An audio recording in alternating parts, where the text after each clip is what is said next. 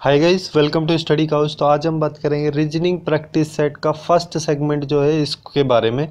ठीक है, इसमें हम 10 एमसीक्यूज़ को सॉल्व करेंगे जो कि रीजनिंग के सारे चैप्टर्स जो हैं उनसे रिलेटेड होंगे। ठीक है, जो कि कई सारे एग्ज़ाम्स जैसे रेलवे वगैरह के जो एग्ज़ाम्स हैं, एनटीपीसी या ग्रुप डी वगैरह, उसके अलावा जो एसएससी के एग्ज़ाम्स हैं और बैंकिंग के जो एग्ज़ाम्स हैं उन सब के लिए काफ़ी इंपॉर्टेंट होंगे। ठीक है, इन सब एमसीक्यूज़ के साथ में हम इनको कैसे सॉल्व किया जाए कम से कम टाइम में और उसके लिए क्या क्या ट्रिक्स हैं उन सब के बारे में भी पूरा डिटेल में हम बात करेंगे। Okay, so let's start. सबसे पहले बात करते हैं फर्स्ट क्वेश्चन की। ठीक है, जो फर्स्ट क्वेश्चन जो कि एसएससी सीजीएल के 2002 के एग्जाम्स में आया था। ठीक है, इस क्वेश्चन में जो बॉटनी जिसको कि वनस्पति विज्ञान बोलते हैं, ठीक है, वो बेसिकली प्लांट्स की स्टडी होती है। ठीक है, पौधों की जो स्टडी होती है वो बॉटनी में होती है। ठीक है, ऐसे ही जो एंटोमोलॉजी जो है वो किसकी स्टडी है, तो वो है इंसेक्ट्स की, या फिर जिनको हम कीड़े बोलते हैं। ठीक है, उनकी स्टडी को हम एंटोमोलॉजी बोलते हैं। ठीक है, तो इसका आंसर हो जाएगा थर्ड। ओके, अब नेक्स्ट क्वेश्चन यहाँ पे देखें। ठीक है, तो इसको दो तरीके से हम कर सकते हैं। इसमें बेसिकली हमें करना क्या है कि ये जो साइंस है, प्लस का साइन, डिवाइड का साइन जो है, इन साइन को हमें चेंज करके इस सीक्वेंस में आंसर 40 लेके आना है। ठीक है, उसी हिसाब से फिर हमारा आंसर आ जाएगा। तो यहाँ पे हम क्या कर सकते हैं, यहाँ पे हम कर सकते हैं कि 25 में से पहले 5 को माइनस कर दें तो हमारे पास आ जाएगा 20। ठीक है, और उसको हम 2 से मल्टीप्लाई कर दें तो हमारे पास 40 आ जाएगा। ठीक है, अब ऐसे ही इस सीक्वेंस में हम देखते हैं। ठीक है, इस सीक्वेंस में हम 35 में से 5 को अगर माइनस करेंगे तो हमारे पास आएगा 30 और उसको हमें 2 से मल्टीप्लाई करना है तो आंसर आ जाना चाहिए 60, जो कि हमारा आ रहा है। ठीक है, तो उसी बेसिस पे हम इसका आंसर निकाल सकते हैं। तो अब इसमें हमें करना क्या है, यहाँ पे हम 45 में से माइनस कर देंगे 5 तो हमारे पास आ जाएगा 40। ठीक है, और इसको हम मल्टीप्लाई कर देंगे 2 से। ठीक है, तो इसका आंसर आ जाएगा 80, जो कि हमारा फोर्थ ऑप्शन है। ओके, और इसको हम दूसरे तरीके से भी कर सकते हैं, जैसे कि इस टाइप के क्वेश्चंस में यहाँ पे हम देख सकते हैं 5/2, 5/2 और 5/2, ये तीनों में सेम है। ठीक है, और यहाँ पे जो चेंज हो रहा है वो चेंज हो रहा है, पहले 25 है, फिर 35 है और फिर 45 है। ठीक है, 10-10 के डिफरेंस के साथ में चेंज हो रहा है। यहाँ पे 10 ऐड करेंगे 25 में तो 35, और 35 में 10 ऐड करेंगे तो 45। ठीक है, इस बेसिस पे ये चेंज हो रहा है, और इसका जो आंसर है वो चेंज हो रहा है 20 पे। ठीक है, पहले 40 था फिर 60 हो जाएगा। तो अभी अगर हमें इस थर्ड वाले का अगर आंसर निकालना है तो उसको भी हमें 20 पे ही चेंज करना है। तो 60 + 20 अगर हम करेंगे तो वो भी हो जाएगा 80, तो भी इसका आंसर 80 आ जाएगा। ठीक है, फोर्थ ऑप्शन जो कि हमारा। तो इस टाइप से इस क्वेश्चन को हम कर सकते हैं। ओके, नेक्स्ट क्वेश्चन है कि ये जो 4 ऑप्शन दिए गए हैं इनमें सबसे ऑड कौन सा है, एकदम अलग कौन सा है इन 4 ऑप्शंस में से। जैसे कि हम सब जानते हैं पेपर, पेंसिल और पेन जो है ये सब स्टेशनरी के सामान है। ठीक है, और जो नॉवल जो है वो एक टाइप से एक बुक टाइप से हो गई, जो पेपर्स का ऐसा बोल सकते हैं कि कागज़ का एक कलेक्शन है जिसमें पेन और पेपर या फिर पेंसिल से लिखा गया है, जो कि इन तीनों के साथ में रिलेट नहीं कर रहा है। ठीक है, स्टेशनरी टाइप का सामान तो है नहीं नॉवल या फिर उपन्यास जो है, तो इसका करेक्ट आंसर हो जाएगा फर्स्ट। ठीक है, ये ऑड है, इसमें एकदम अलग है, और ये भी सीजीएल के एग्जाम्स में पूछा जा चुका है। ओके, नेक्स्ट क्वेश्चन है, इसमें हमें देखना ये है कि ये 3 जो सीरीज दी गई है इसमें 4th सीरीज पूछी है। ओके, हमें देखना है कि पहली सीरीज में है क्या। देखिए, सबसे पहले बी है, बी के बाद +1 करने के बाद में डी आ रहा है। ठीक है, तो नेक्स्ट जो अल्फ़ाबेट है वो +1 करके लाना है। ठीक है, तो बी के बाद में डी आ गया। ठीक है, अब डी के बाद में ई नहीं, ई के बाद एफ। ठीक है, +1 करके लाना है तो एफ आ जाएगा। एफ के बाद जी छोड़ के एच आएगा। ठीक है, अब हमें देखना है कि इन दोनों का रिलेशन क्या है। ठीक है, एच का जो इसका जो लास्ट वर्ड है वो इसके फर्स्ट वर्ड के साथ में कैसे रिलेशन में है, तो एच के बाद में तुरंत आई आता है। ठीक है, तो कुछ ऐड किया नहीं गया उसमें, कोई भी एक वर्ड छोड़ा नहीं गया, तो उसके तुरंत बाद है। और जैसे अगर यहाँ पे देखें तो ओ के तुरंत बाद पी है, तो ऐसे ही हम अगर आंसर निकालेंगे तो वी के तुरंत बाद वाला डब्लू हमारा आना चाहिए सबसे पहला। ठीक है, फर्स्ट आ गया डब्लू। अब उसके बाद सब में वही है, जैसे आई के बाद जे छोड़ के के है, और के बाद L छोड़ के M है, M के बाद N छोड़ के O है, तो O के डायरेक्ट बाद P है, P के बाद Q छोड़ के R है, R के बाद में S को छोड़ के T है, और T के बाद में U को छोड़ के V है। तो W के बाद में हमें क्या लाना है, X को छोड़ना है, Y को लेके आना है, ठीक है, और Y के बाद में Z को छोड़ना है, ठीक है। अब सीरीज तो खत्म हो गई, अब हमें स्टार्टिंग से स्टार्ट करना है, तो Z को छोड़ के Z को A को ले आएंगे हम, ठीक है, और A के बाद में हमें करना है क्या है, B को छोड़ना है और C को लाना है, क्योंकि एक प्लस में चल रहे हैं पूरी सीरीज में। तो इसका आंसर हो जाएगा WYAC। Okay, so correct answer हो जाएगा फर्स्ट। ओके, अब नेक्स्ट क्वेश्चन है, इसमें मिसिंग नंबर हमें निकालना है, ठीक है। इस टाइप की जो ये दी गई है सीरीज, इसको भी हम दो टाइप से कर सकते हैं, ठीक है। पहले तो जो छोटे छोटे नंबर हैं उनको देखना है कि बड़े के साथ में कैसे, जैसे ये इस टाइप से चल रहे हैं, 2 है, 5 है, फिर 8 है, ऐसे 4 5 6, 2 3 4 और 4 7 और फिर क्वेश्चन मार्क, ठीक है। तो एक तरीका तो ये है कि हम ऐसे कर सकते हैं, जैसे 2 में 3 को ऐड किया तो 5 आता है, तो 5 में 3 को ऐड किया तो 8 आता है, इस टाइप से ये सीरीज है। अगली वाली देखें तो 4 में 1 को ऐड किया है तो 5 आ रहा है, 5 में 1 को ऐड किया तो 6 आ रहा है।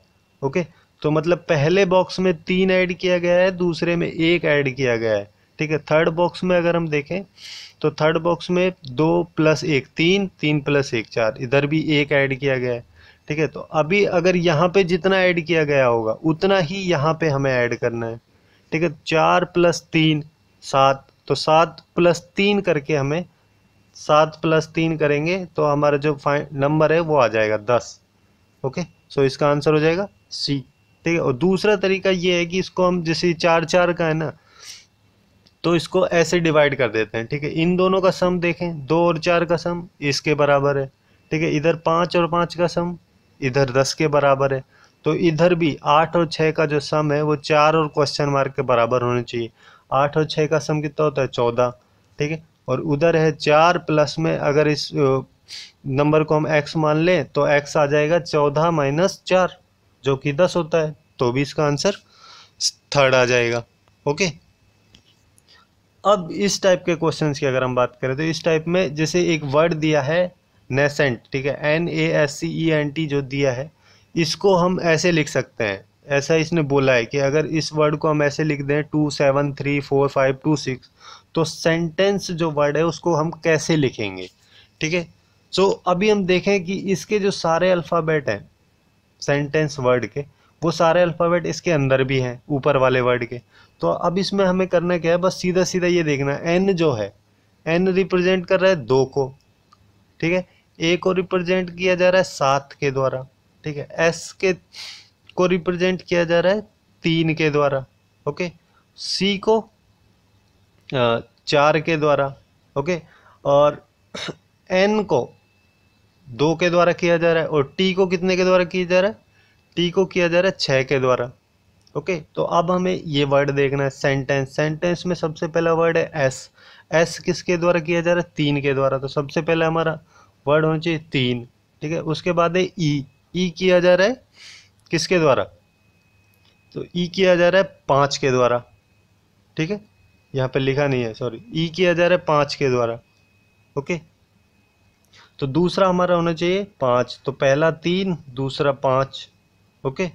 और उसके बाद है एन, एन किया जा रहा है 2 के द्वारा, ठीक है। और उसके बाद में हमारा है 3 आ गया, 5 आ गया, 2 आ गया, ओके। उसके बाद है टी, टी किया जा रहा है 6 के द्वारा, ओके। उसके बाद ई है फिर दोबारा से, तो ई किया कितने के द्वारा जा रहा है, ई किया जा रहा है 5 के द्वारा, ओके। तो और फिर उसके बाद है एन, एन किया जा रहा है 2 के द्वारा, और सी की अगर हम बात करें तो सी किया जा रहा है 4 के द्वारा, ठीक है। तो इतने में अगर हम देखें तो इसका आंसर हो जाएगा थर्ड, ठीक है। सो इसका करेक्ट आंसर होगा थर्ड। इस टाइप से हम इस टाइप के क्वेश्चंस को सॉल्व कर सकते हैं। ओके, अब नेक्स्ट क्वेश्चन है रिलेशन, ये जो फादर सन टाइप के जो रिलेशन के क्वेश्चन आते हैं उस टाइप का क्वेश्चन है, ठीक है। तो पहले बता देता हूँ मैं आप लोगों को क्वेश्चन क्या बोल रहा है। क्वेश्चन बोल रहा है कि ए बी का सन है, ठीक है, जबकि बी और सी जो है वो दोनों बहनें हैं एक दूसरे की, और ई जो है वो सी की मदर है ना। और अगर डी ई का बेटा है तो इन स्टेटमेंट्स में से कौन सा सही है। तो अब इसको कैसे करेंगे, तो सबसे पहले हम लिखेंगे बी, ठीक है। बी का सन है, सन को एस से लिख देते हैं, ठीक है। बी का सन है ए, ठीक है। और बी और सी जो है वो सिस्टर्स हैं, सिस्टर्स को एस आई से लिख देते हैं, ठीक है। अब ये कह रहा है कि जो ई है वो सी की मदर है, ठीक है। जो ई है वो सी की मदर है, मदर को हम एम से लिख दिए, ठीक है। और अब बोल रहा है कि अगर डी ई का बेटा है, ठीक है, डी अगर इसका डी जो है वो ई का बेटा है, सन है, तो बताना है हमें। तो ये बोल रहा है कि डी जो है ए का मामा है, ठीक है। अभी जैसे ई का बेटा डी है और ई की बेटी सी है, तो ये दोनों भाई बहन हो गए, ठीक है। और ये जो बी है वो सी की बहन है, तो वो डी की भी बहन हो गई। और जो बी का बेटा है वो ए है, तो वो डी की बहन का बेटा हो गया, तो डी उसका मामा हो गया, ठीक है। तो फर्स्ट स्टेटमेंट सही हो जाएगा, ठीक है। बाकी भी देख लेते हैं गलत कैसे। सेकंड जो है, सेकंड बोल रहा है कि जो ई है वो बी का भाई है। अभी जैसे कि हमने यहाँ पे देखा कि जो सी है वो बी की बहन है और सी की जो माँ है वो ई है, तो सी और बी और ई जो है वो भाई बहन तो हो ही नहीं सकते, ठीक है। तो सेकंड गलत हो जाएगा। और वहीं पे अगर हम देखें कि ये थर्ड स्टेटमेंट बोल रहा है कि जो डी है वो ए का कजिन है। अब कजिन कैसे होगा, क्योंकि जो डी है वो बी का भाई है, तो कजिन तो होगा ही नहीं, ठीक है। और फोर्थ स्टेटमेंट है कि जो बी और डी है वो दोनों भाई हैं, बट यहाँ पे हमें दिया गया है कि बी और सी जो दोनों हैं वो दोनों सिस्टर्स हैं, तो मतलब जो बी है वो फीमेल है और जो डी है वो ई का बेटा है, तो मतलब वो मेल है। तो ये दोनों भाई तो हो ही नहीं सकते, भाई बहन है। ओके, सो नेक्स्ट क्वेश्चन है कि अमित जो है वो 15 किलोमीटर ईस्ट की तरफ चलता है, पूर्व की तरफ, ठीक है। उसके बाद में वो लेफ्ट की तरफ टर्न लेता है और फिर 5 किलोमीटर चलता है, और फिर उसके बाद में फिर लेफ्ट लेता है और फिर 15 किलोमीटर चलता है।